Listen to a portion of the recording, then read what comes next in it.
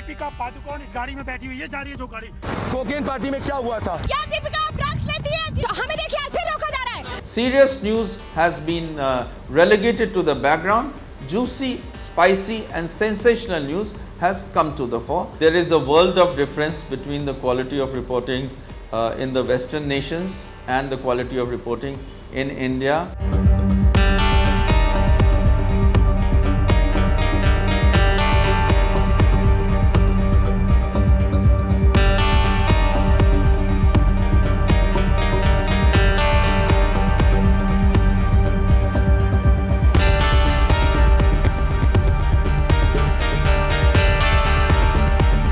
I don't think there is something very potent about media trial, but the fact remains that media reporting sometimes becomes so overwhelming with reference to correct and false fact that it leads to some sort of undermining the process of trial.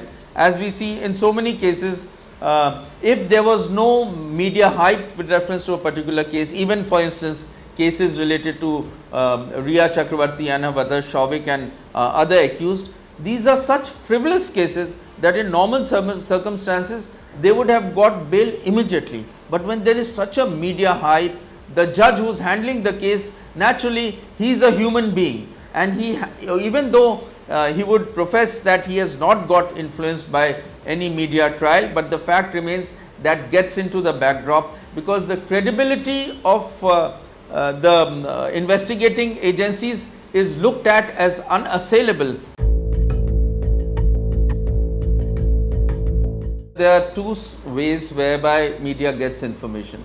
First is through the information officially provided by the investigation agencies, where they are governed by the manuals which regulate the conduct of their information officers while having interaction with the media or giving press reports, press notes. The second source of information for the media is their own sources, where they try to get leaked information from various sources, both in the with the statutory agencies doing the investigations or other information which they gather during the course of investigative journalism. But things turn bad when there are lots of people who indulge in yellow journalism, and when they want to enhance the TRP of their particular channels by undermining competition with other channels.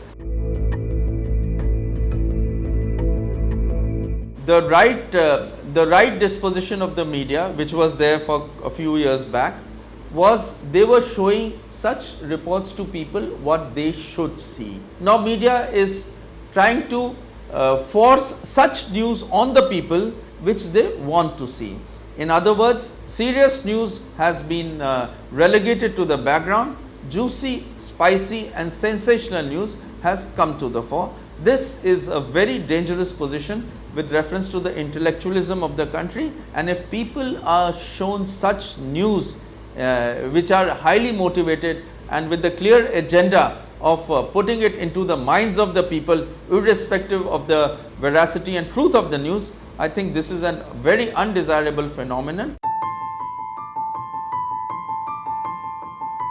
If a particular person is getting affected by an adverse reporting done based on sources, certainly he has got a remedy of defamation. He can file civil and criminal defamation cases at the same time. But if a person is not named and only a general scenario is created with reference to source information, for instance somebody says we have from source information getting from Karachi Dawood Ibrahim is going to do this thing and that thing. This may be an utterly false information, but unfortunately we don't have laws in the country where action can be taken against such news reports. Western nations have used use mature words. The guests they called for interview, they are given a lot of respect, even though they may put forward contentious questions, but it is purely on academic merit. Unfortunately, in India, media believes in sensation. They come out with cheap news without any veracity, without any cross verification. They love insulting guests so that people relish the drama.